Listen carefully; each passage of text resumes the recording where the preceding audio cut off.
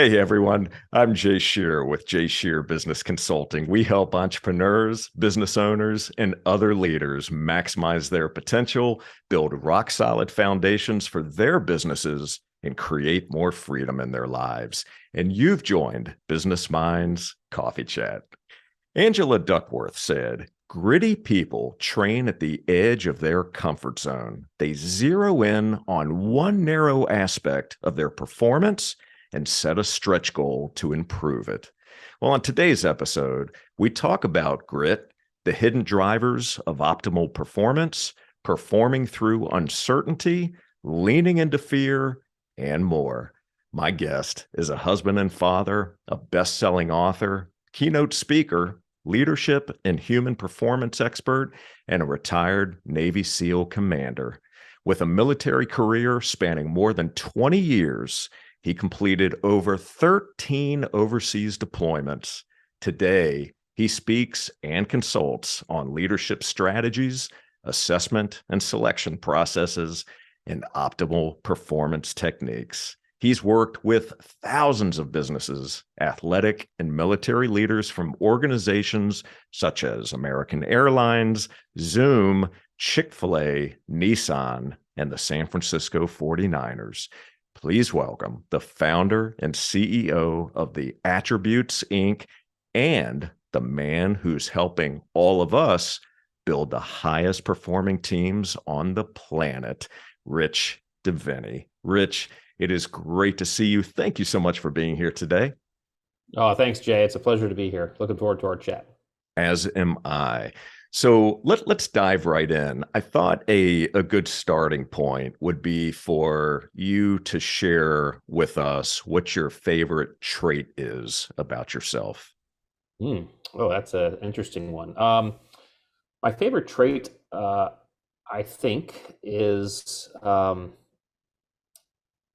probably probably my ability to compartmentalize. And I know that it sounds a little bit strange, but when I think about everything I've done in life and I think about these attributes, compartmentalization is the one that was probably the most important. I kind of maintain that no one can ever make it through Navy SEAL training without a high level of the ability to compartmentalize.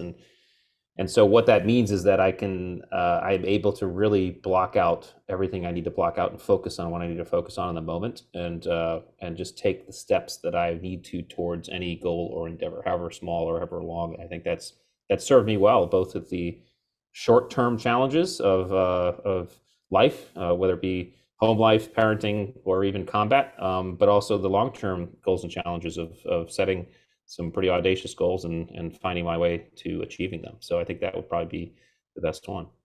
Very good. So now, is this a trait that you recognized in yourself even before your military career, or was this something that you began to recognize and really honed in on and built strength around that trait through your military career?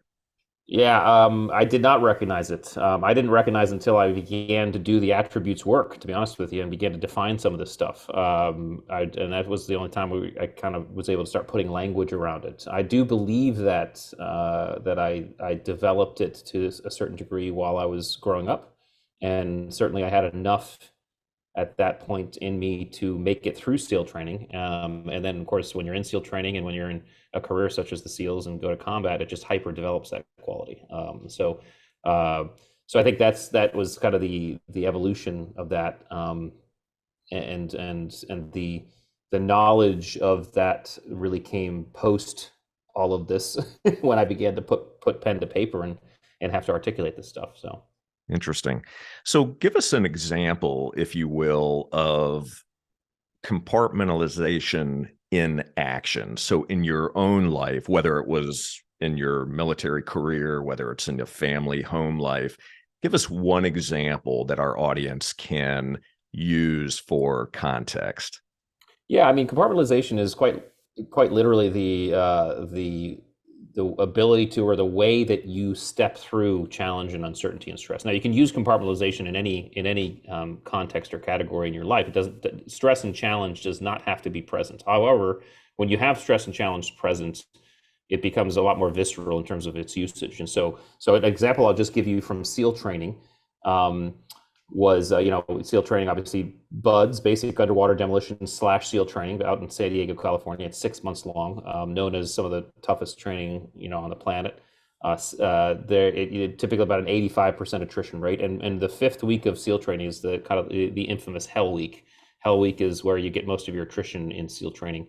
And that's when you start on a Sunday afternoon and you go all the way till that following Friday afternoon, and you basically sleep maybe 2 or 3 hours the entire week. And they're just basically making you do a ton of crazy stuff, a lot of running around with boats on your head and exercising with big heavy logs, telephone poles and things like that. However, I can remember at one point during Hell Week, running on the beach with my boat crew, the boat's on my head, and it was some god awful hour in the morning. And it was miserable. And I remember distinctly saying to myself, this is miserable. But you know what I'm gonna do? We were on the beach in Coronado there, and there was a sand berm next to us that we were running along. And I said, I'm just gonna focus on the end of this sand berm.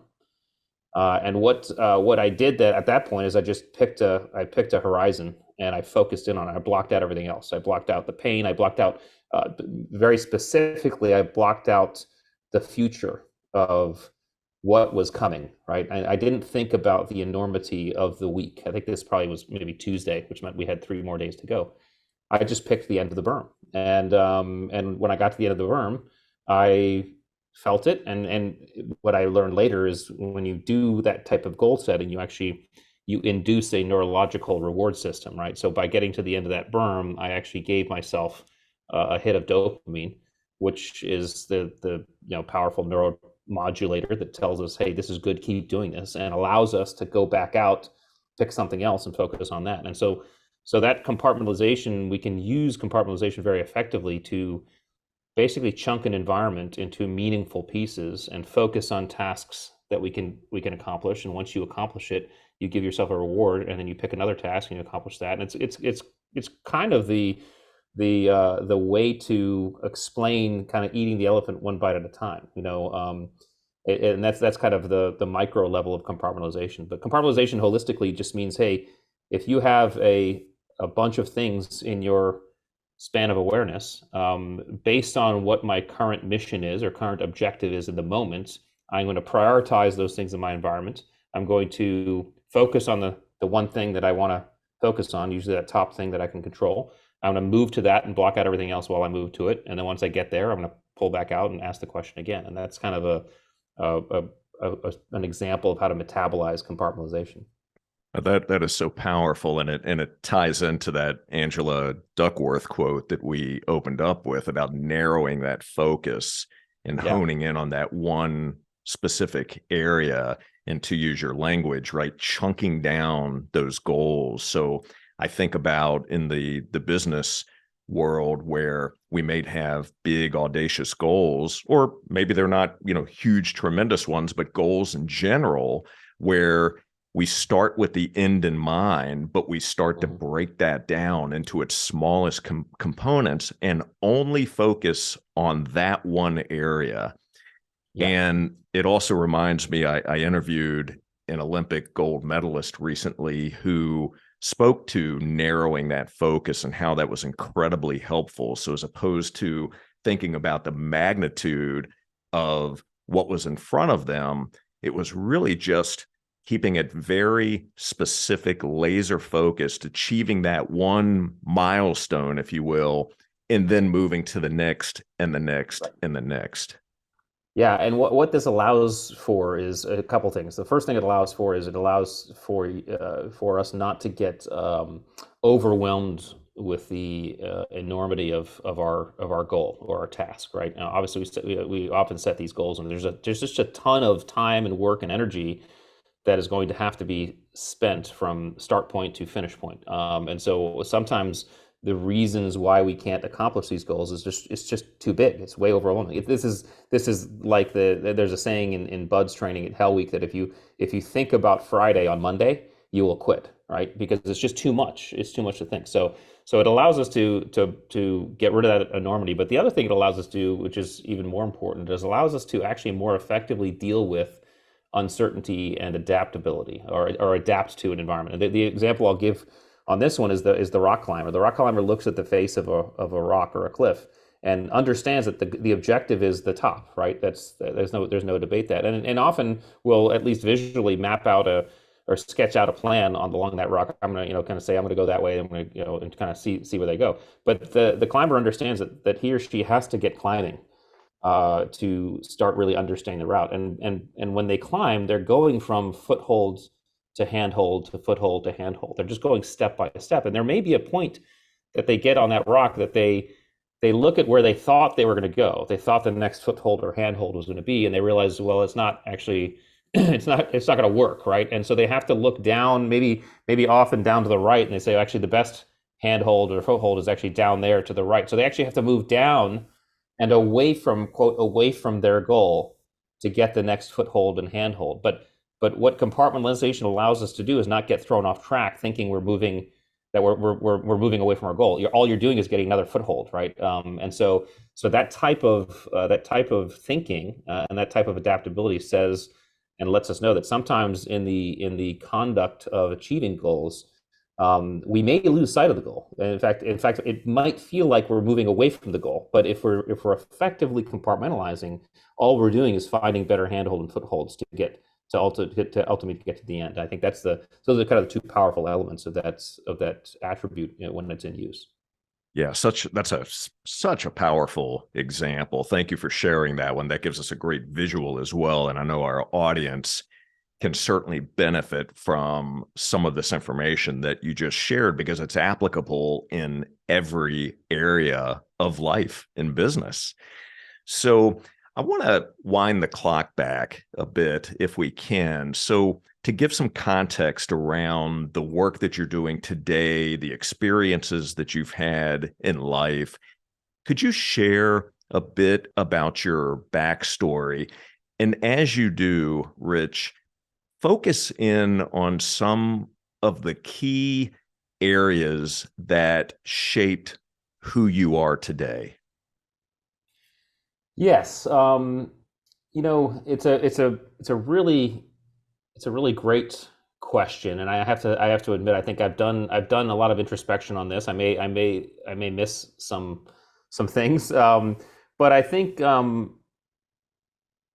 the my tendency in life as I grew up was to try things that may be uncomfortable, so step into things that may be uncomfortable. And B, much like the rock climber, I think I learned fairly quickly this concept, which I think is one of the most important concepts to success in life, and that is the art of and the act of delayed gratification. So I learned to delay gratification. So in other words, I began to deliberately step into environments that were comfortable and uneasy and challenged me, with also the thought that it's not going to the reward is not going to come right away. I just have to keep pushing, and then the reward will finally come, and I can be patient for that. And I think there are several aspects of my life that I was able to do that, whether it was, playing certain sports for the very first time and trying that, or with no previous background, whether it was going to SEAL training. That's a pretty big one, right? And even coming out of SEAL training, getting out of the Navy, writing a book, getting in front of people and speaking on stage. I have always tried to find my edges, the edges of my comfort zone, and step out over the edge. And it doesn't have to be, for anybody who's listening and aspires to do that, these don't have to be big steps. You don't have to leap out over your edges. The practice comes in just the small steps out over the edges. It could be the shy guy who is hesitating asking the girl out who he likes, right? I mean, just doing it, just going up and starting a conversation, that's a step, right? So I think that's what and again, this all came from deep introspection. That, by the way, is the cool thing about writing a book. If depending on the book you're writing, it allows for some deep introspection. But I think those are some of the key things that I found myself doing, probably unconsciously at first, and then more consciously as I've grown older. That have been some keys to my my ability to kind of succeed in many of the things I wanted to succeed in. I still work, and again, I don't. I always kind of say I work to never really be satisfied, but always be grateful. Because I want to make sure that I'm really deeply grateful, and I am for everything I have in today. But I don't want to necessarily be satisfied. I always want to be stretching and say, you know what, there can be more. We can do more. We can do better. We can try new things. So that's a really interesting philosophy, and I share that philosophy, but I've heard the other side of the coin. So the gratitude piece, incredibly important, right? The never being satisfied. Have you ever felt, or has it ever been shared with you, if that is your mindset, when is enough enough? If you're Mhm. constantly pushing yourself, if you're always looking for that next thing, how do you relax? How do you find peace? Is that a Yeah. challenge at all for you? It has not. I can see how it could be. It has not been for me because part of I've learned that part of the process is to relax. Part of the process is to recover. And again, these are all, I love breaking down the actual definitions of terms. I think that's fairly useful, very useful when you're deconstructing things and deconstructing behavior. But I do recognize that we define these things fairly subjectively sometimes. So in many ways, my gratitude is a recognition and of being satisfied. That's part of it. And I think the dissatisfaction piece is just this idea that do it's really this idea of, for me, telling myself, do not stop growing, do not stop learning, do not stop pushing, do not stop trying new things, um, do not stop goal setting, because I think it's these types of endeavors that keep us young. And all the people, I say this, and I'm 50 now, so I'm starting to get up there, right? But all the older people I've ever met who are so young at heart are the people who, they don't become dinosaurs. In other words, they don't get stuck in their old school beliefs. They embrace the new beliefs and the youth, and however strange it might feel. But B, they're always doing something. They're always at something. They always got something going on. They always have some sort of goal they're working on. I think that's what I mean by not being satisfied. Sometimes the goal is get deep rest.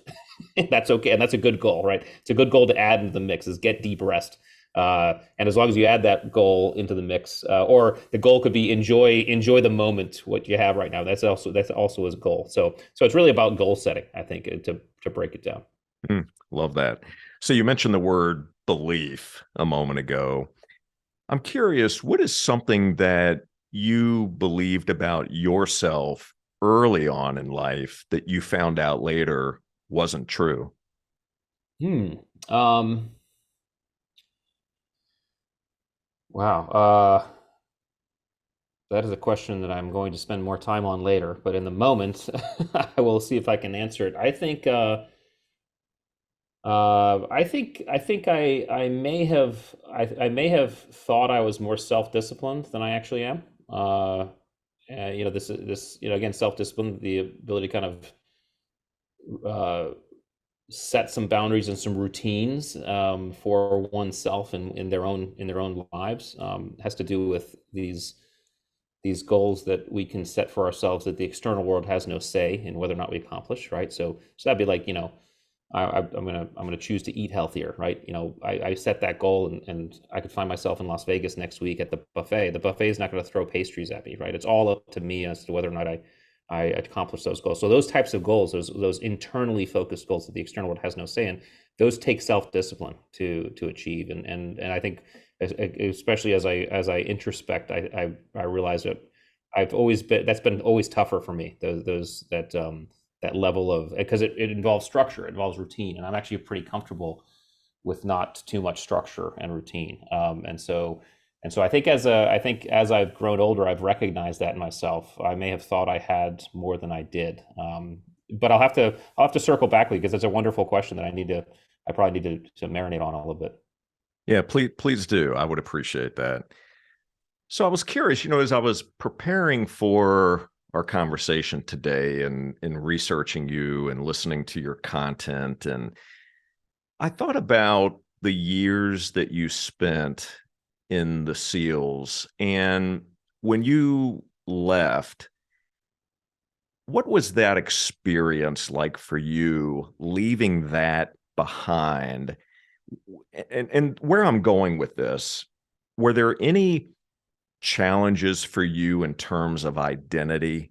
So for so many years, Hmm. you see yourself as a particular type of person, right? Doing a certain type of work and responsibility and Hmm. all that comes along with that. And then almost like the flip of a light switch, life changes, life looks different. So what was that experience like for you? And speak to the identity piece, if you will. I sure will. I'm glad you brought up. I'm actually writing my second book, and part of it, I'm doing a part of that on identity because I think it's important in terms of the steps that I'm writing about in dealing with uncertainty, challenge, and stress. So I've been thinking about this quite a bit, and so for me, so the my thesis is around this idea that we as human beings stack identities on ourselves as we go through life, and oftentimes we don't recognize those identities that we stack on ourselves, and more often those identities come with rules and conditions inside of which we have to behave to effectively be part of that identity. It could be anything. It could be I'm a lacrosse player. I went to this high school. I went to this college. I'm a Harley person, right? I'm a Navy SEAL. I'm a husband. I'm a father, and these identities that we stack on ourselves, again, come with conditions and rules and boundaries inside of which we behave. So our behavior begins to shift based upon these identities. And if we're not careful and we stack enough of these on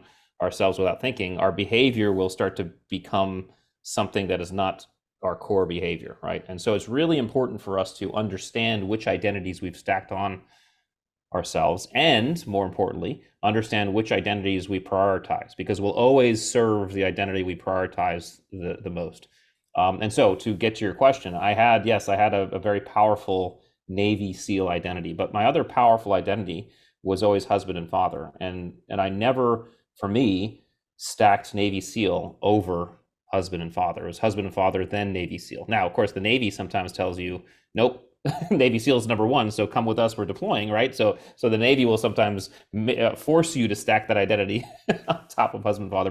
But kind of mentally, that was always my secondary identity. The SEAL identity was secondary. So when I left the service, certainly there was a little bit of a dearth there, an absence there. But I already had a very powerful identity that I fell back on. That was husband and father. That was always there. That was my solid grounding identity from which I could then say, okay, what's the new identity I'm going to build? And I decided to build author, entrepreneur, and start building that identity, right? So I could effectively put the Navy SEAL identity on the shelf and in a place of honor, but not lean on it. And I think those folks who get out of the service, some of whom are my friends, who have trouble, sometimes real trouble with leaving the service, are part of the reason is because they're unable to understand that concept, or unable to shed that identity, or they don't have a solid identity that they can fall back on, and so they are at a real loss for an ability to actually step into this new uncertain environment, because their primary identity is now gone, and if you don't have something you can fall back on that's solid, it's a tough road. So all this to say, for me, it wasn't too hard. Certainly, I felt a little bit of abstinence. You feel there's always feelings that go along with that. But I was set up pretty well, and I spent 21 years in the Navy. So I did pretty much everything in the SEAL teams that that I wanted to do. There weren't a lot of, if any, goals that I left unaccomplished as a Navy SEAL. So that helps too, because once you understand that, you're like, okay, cool, nothing more to do here. Let me put this on the shelf and move on and try something new. Again, set a new goal. Excellent. So I want to pull on a couple threads here, staying with the topic of identity, because I think that it's intriguing when you start to think about stacking identities. I hadn't quite heard it that way, and I'm very much looking forward to hearing what you explore in this new book that you'll be releasing on that topic specifically. But as we think about stacking identities, and you then creating a new identity, you already had husband, father. That was number one, right? Navy SEAL. Number two, you leave the military and still husband and father, number one, but you're creating a new identity around entrepreneur, around author. So speak to our audience about the process of creating a new identity specific to you. So what steps do you take? What do you think about? What do you do? How do you move into and create that new identity? Yeah, it's a very subjective process, obviously, and a great, more simple way to put it. Last week I was with my buddy Jocko Willink, and we were chatting, and Jocko, he puts it really well. He says, when you finish the mission, you have to find a new mission, and so ultimately, what he's talking about is finding a new identity. What is your new mission? This is all about goal setting. This is what I mean, by the way, when I mean stay grateful but dissatisfied, right? Because if you stay dissatisfied, you are driven to do something new, do something else, find a new goal. And I think for those folks who are looking to build something new, it's about picking something, setting a goal, setting a new mission, deciding on a new mission and going for it, and starting to move towards it. Understanding that process is going to take a while. It's going to be hard. It's going to be. It's not going to be without upset and heartache, but that is also part of the journey. Our the identity that we left behind also wasn't built without heartache and upset. No identity, no true identity is, and so it's. I think there's the first critical piece is the cognizance of these ideas, cognizance of where you stand, what identities you have. Gosh, the more you can have a solid identity as a foundation, as a home plate, a home base, the better off you are. Fortunately, most of us could lean on our families for that. So not everybody can, I understand that, but most of us can lean on our families as a very solid grounding identity from which you can then say, okay, I have this, the four legs on my table are all solid and nothing's moving and wiggling. So, I'm going to step up on this thing and now start building something new. But it's about picking a new mission, and that's goal setting.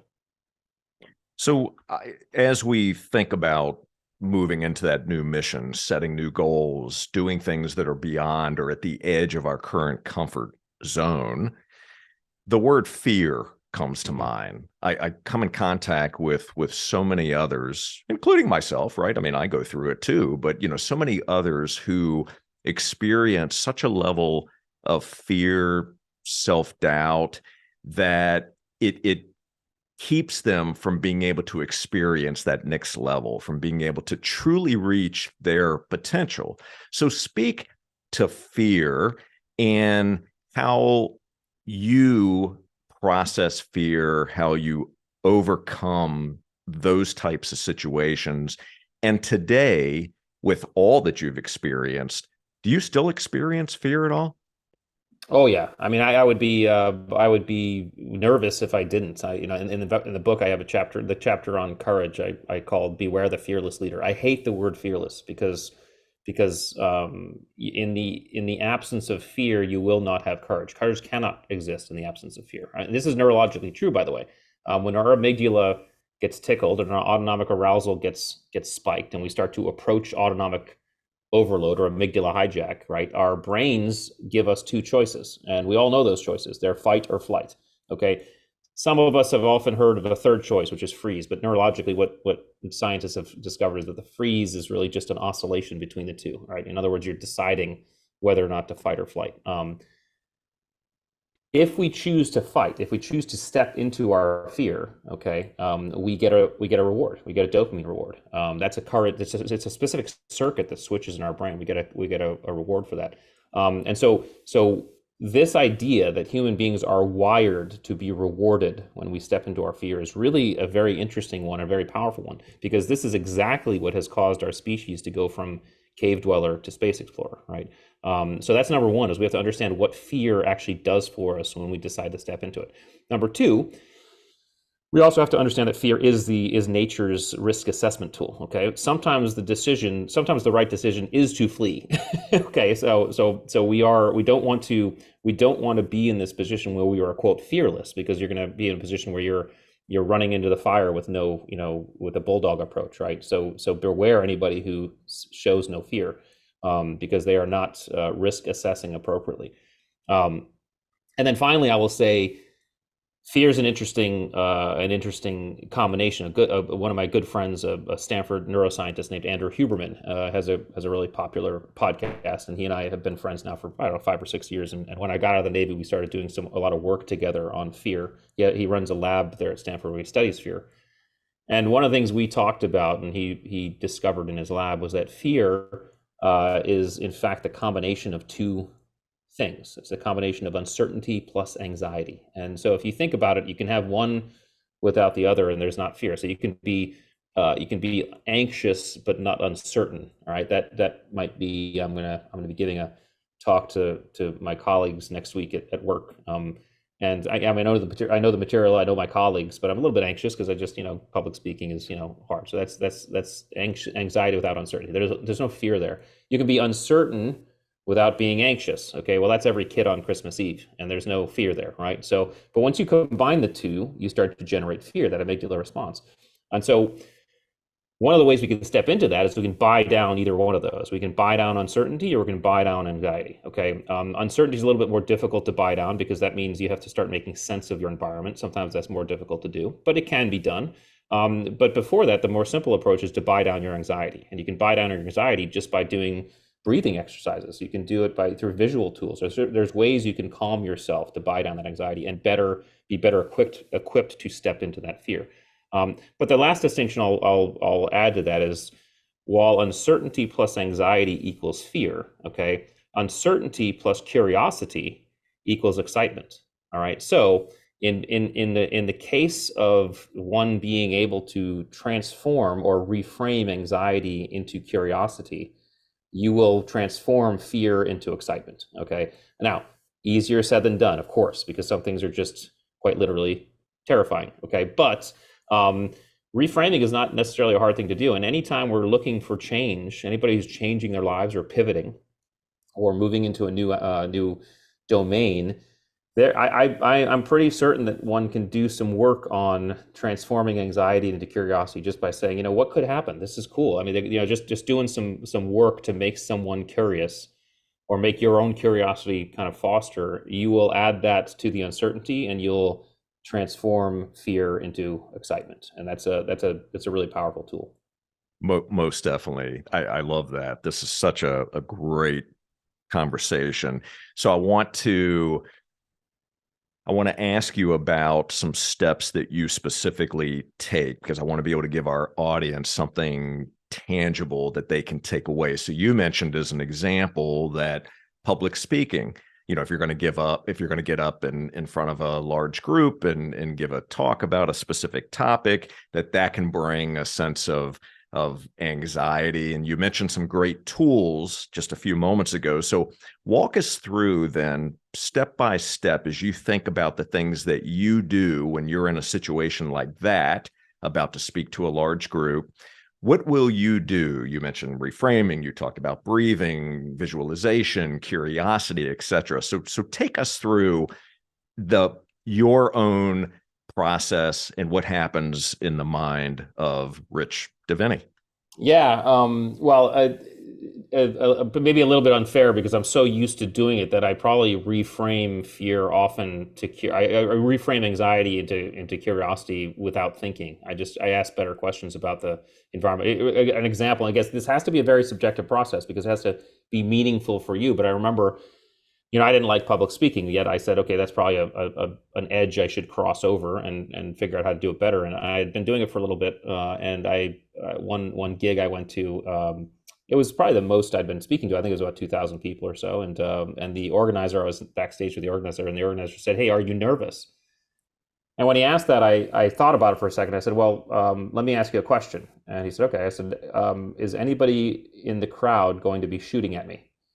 And he said, "No." And I said, "Well, then I got nothing to be nervous about." Okay, because what I did is I found myself immediately reframing it. I've been in environments where people are shooting at us or going to shoot at us, right?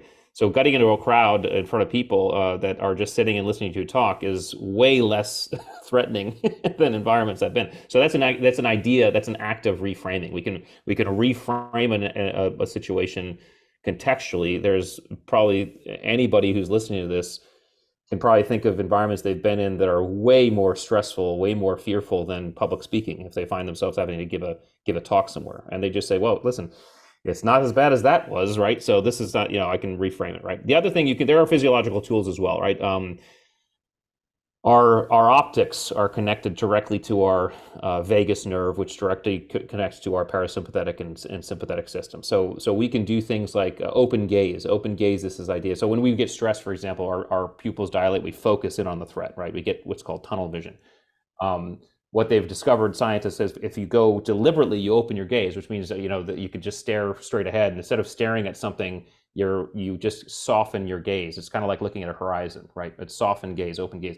That has been proven to start bringing your autonomic arousal down. You start shifting your body from sympathetic to parasympathetic. So there's optical tools you can use. There's breathing tools you can use.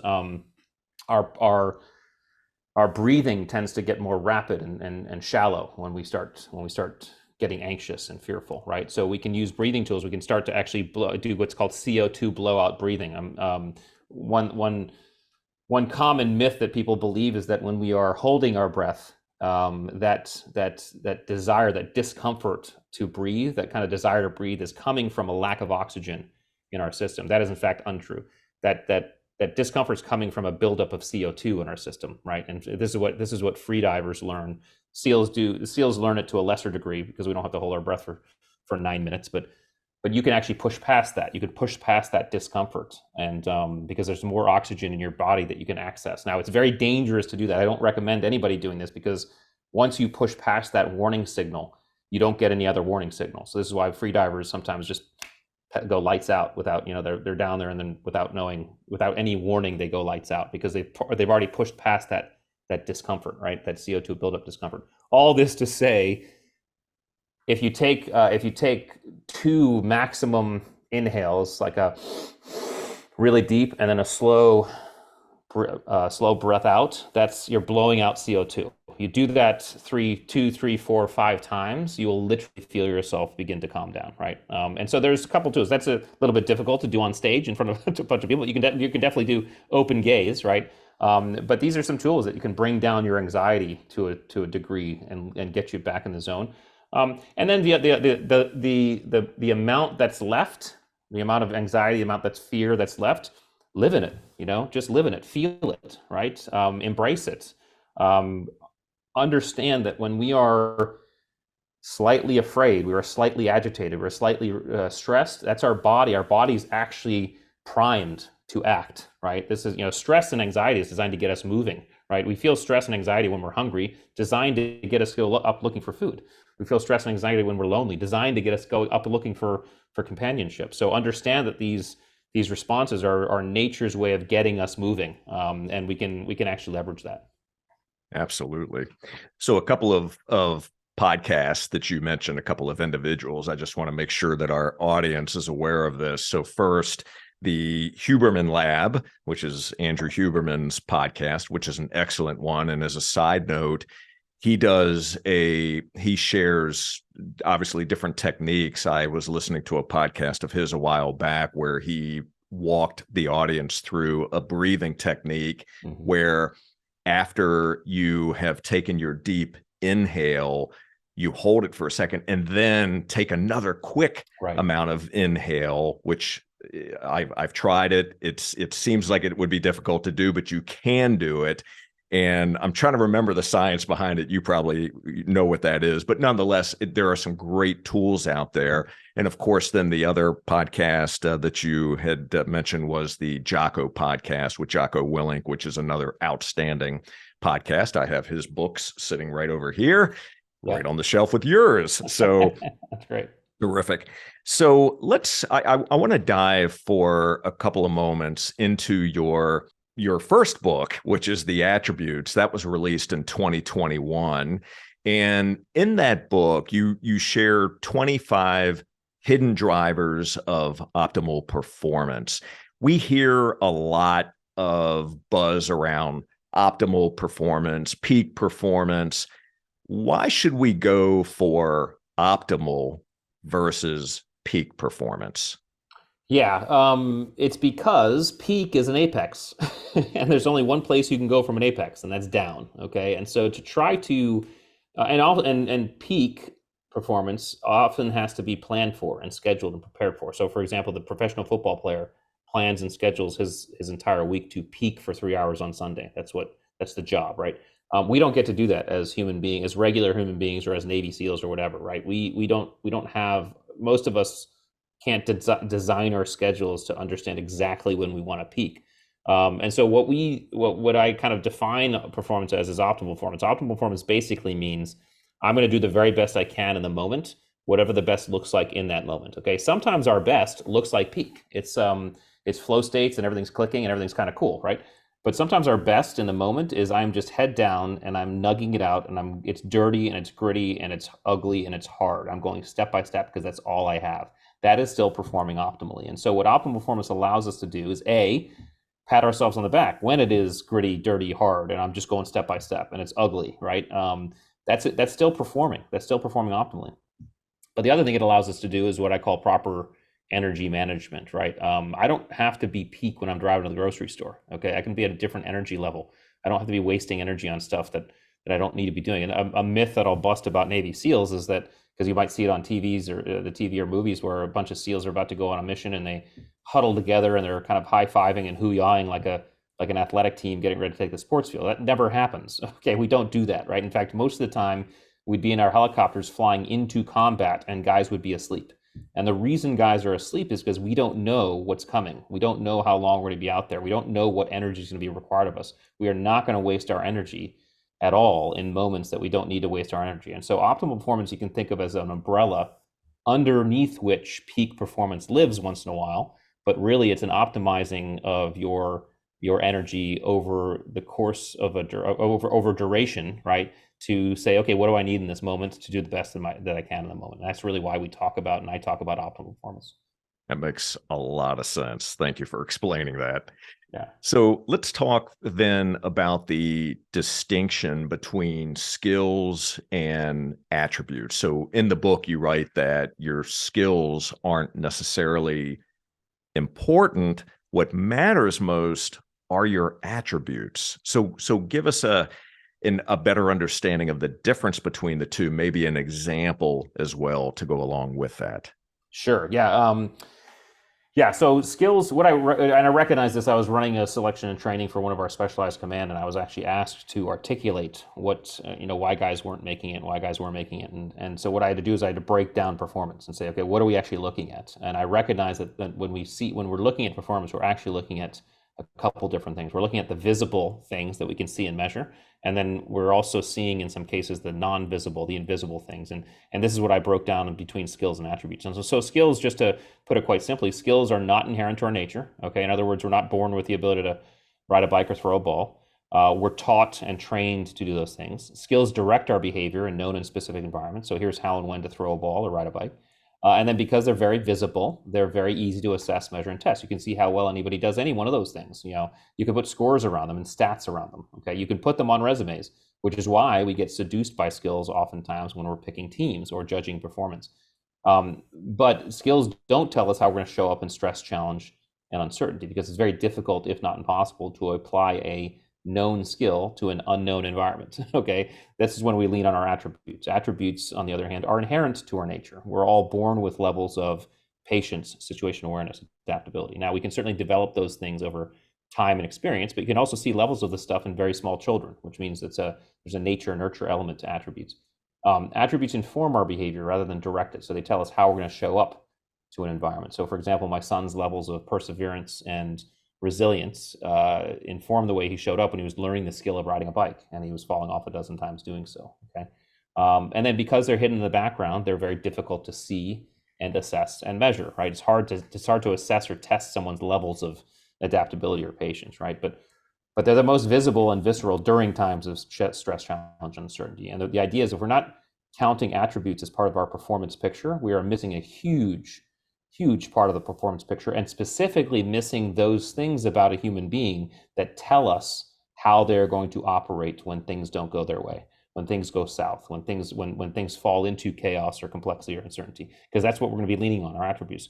So that's why I began to look at it, and the book is really about those 25, at least. There are more than 25 attributes. In fact, the work we do with companies and organizations, we have about 46 that we go and do. But I wrote about the 25 because I felt they're most easily binned into the optimal performance categories. And so those are the things we can start to look at and consider when we think about, okay, what does it take to perform optimally in any environment?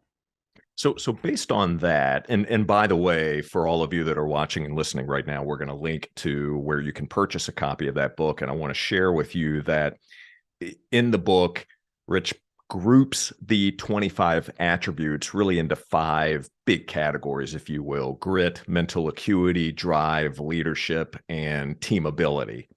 And so I would encourage everyone to go out and purchase a copy of the book. Obviously, in our time together on this episode, we would not be able to explore very deeply into that book, which we could do another time, but it is absolutely a fantastic read and something that we can all take away some meaningful insights from that we can begin to apply in our own businesses as well as our personal lives. But I'm curious, as you mentioned earlier in the conversation about I believe you said there was an 85% attrition rate in buds. So with the knowledge of these 25 hidden attributes, would you be able to look at someone and watch and observe and be able to tell if that person was going to make it or not? In short, probably not. And the reason is because it's such a complex environment, and the Naval Special Warfare group, family, I guess, community has for years, decades tried to figure out if you can pre-predict better who's going to make it and who's not going to make it. The experience of training is really what teases those out. And so I do believe that I could probably, if I put some time and work to it, I could probably pick 2, 3, maybe 4 attributes that I think are very, very necessary to make it through, and in turn maybe come up with some techniques to assess those in some candidates prior to going to SEAL training. But nothing is as visceral as something like SEAL training. You just don't get, there's very few opportunities or programs on this planet that take a human being to such levels of performance and depths and kind of things like that. And so it'd be very difficult to try to assess those in a candidate prior to. I could probably make some guesses, and I think I could probably make some accurate guesses, but to predict with 100% certainty, yeah, that'd be a tall order for SEAL training. But all that said, SEAL training is a very unique experience and environment. You can totally do that when it comes to picking the right people for your organization or hiring the right person for your team. I mean, you can do that you can 100% do that. And I was doing that at this very specialized training. I wasn't necessarily pre-predicting, but I was using the environment to tease these things out. And we were able to understand, okay, what we were seeing and what we weren't seeing. But again, the work we do with organizations is to help them understand what that attribute list looks like for their specific organization, their specific teams, and then how to apply that to specific roles. And so, okay, now that you know, how can we start seeing this and hiring for it and assessing for it, and even performance evaluating for them as well? So absolutely doable in most sectors of life. But when we get to the extreme ones like SEAL training, a little bit more difficult. So you and your team created an assessment, an attributes assessment that's available on your website. Why don't you share a bit about that assessment, what it measures, and what we can learn by taking that assessment? Yeah, the assessment that's on the site, it's three assessments. It's an assessment for grit, mental acuity, and drive, which are the three of the five categories of the attributes I talk about in the book. So you can take those and you can get scored. You can get scores as to your levels of these attributes. Now, again, just to kind of let your level set the audience, all of us as human beings have all of these attributes.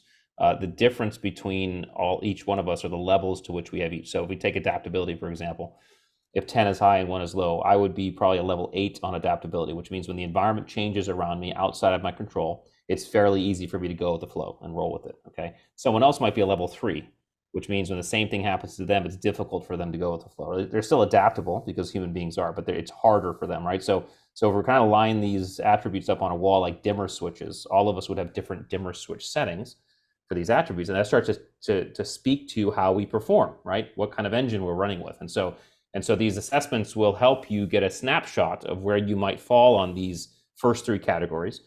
And then the idea is get those results and start to introspect a little bit. And so if you come up a little low on adaptability, for example, you say, okay, let me think back to some times where the environment was changing outside my control. How did it feel? Okay, wait a second. Now, you know what, to be honest with ourselves, and we have to be honest in our introspection. Honestly, yes, it is uncomfortable. I don't like it very much, which means, okay, maybe I am lower on adaptability. Nothing wrong with that. Now you just know that when the environment changes around you, it'll be a little bit more challenging. That knowledge alone is good. And then we just actually finished up the leadership and team ability assessment tools. Now those are going to be on the website here very shortly. They're not going to be free. They can't be free because they are 360 assessments. In other words, when it comes to leadership and team ability, we don't get to call ourselves leaders. We don't get to call ourselves good teammates. Other people decide whether or not we're leaders. Other people decide whether Say or not we're that. Say that one more time. I want to make sure everybody heard that one. Yeah, we don't get to self-designate as leaders. It'd be like calling yourself good-looking or funny. Okay, other people decide whether or not you're good-looking or funny. Other people decide whether or not you are someone they want to follow based on the way you behave. So when it comes to those attributes like humility, selflessness, authenticity, you might have an opinion on how humble you are, but you're going to have to ask other people to see how humble you are really. And so the new tools, the leadership and team ability tools, are a 360 assessment. Allows you to rate yourself, of course, but also then ask other raters to give you a score back, and you get those. But those are some ways you can start to get a sense of where you sit on some of this stuff, and start to autopsy a little bit of your performance. Outstanding. Well, as I mentioned, we're going to provide links to your website, your social handles, where our audience can go purchase a copy of your book. And as we wrap up our conversation, a couple of things. First, I would love it if you would share a challenge with our audience. What would you challenge our audience to do? I would challenge them to set a goal, however big, however small, and then practice compartmentalization and delayed gratification. That's what I would challenge them. And it doesn't, again, it can be whatever intensity of size that one wants to set. But these are the muscles that we can exercise to start to do it more habitually and routinely. All right, my friends, you heard it right from Rich. I hope you take him up on this challenge. It's a good one. And remember, just like our muscles, it's something that we can work on. It's something that we can do the work, we can practice, and we can get better at. So, Rich, here is my final question to you. What is the most difficult decision that you've had to make in the pursuit of who you've become? Let's see. Well, I think some of the most difficult decisions have always been around setting priorities, right? There was a time in the Navy I was at one of our very specialized commands, very hard to get into. I was doing very well, and but it was really killing the family. It was really hard on the family, and I remember my wife saying, "Hey, you need to leave. You need to go somewhere else." And to do that at the time was in some cases a sentence that you would never go back to where you were. But for me, again, my identity was clear. Family and father is first, SEAL is second. So I made a decision to leave, and it was better for us that I did. Now the good news is that after a couple of years of being gone, things at the command got a little bit better. They got wiser on on helping include the families in the whole community. And so I did get to go back, and my family was much happier when we did, because the command was just doing a lot better. But those are the types of choices that you make, that are tough at the time, but you have to. But they're grounded in, again, identity. They're grounded in what's right for you in the moment. And I think we just have to be prepared as we go through life and set these, either small goals or audacious goals. What are we willing to give up, and what are we not willing to give up? And those are going to be tough decisions. So well said. Rich, I want to thank you so very much for joining me today on Business Minds Coffee Chat. I am grateful for you. Thank you for the conversation. Thank you for sharing your insights, your knowledge, your experience with us all, and for bringing the attributes to life. What a fantastic book. I've had such a great conversation. And again, thank you so very much. Well, thank you, Jay. It's been fun. So thanks for having me. It is my pleasure. And for all of you, thank you so very much for watching and listening. And I do have a favor to ask. Would you please take a moment to subscribe to this podcast, give us a rating, and leave a review on Apple Podcasts? That helps the podcast grow and expand its reach. And to enjoy more episodes, all you need to do is visit jscherbusinessconsulting.com, click the podcast button, and until next time, keep learning, keep growing, pick up a copy of the attributes, and we'll see you on the next Business Minds Coffee Chat. Take care, everybody.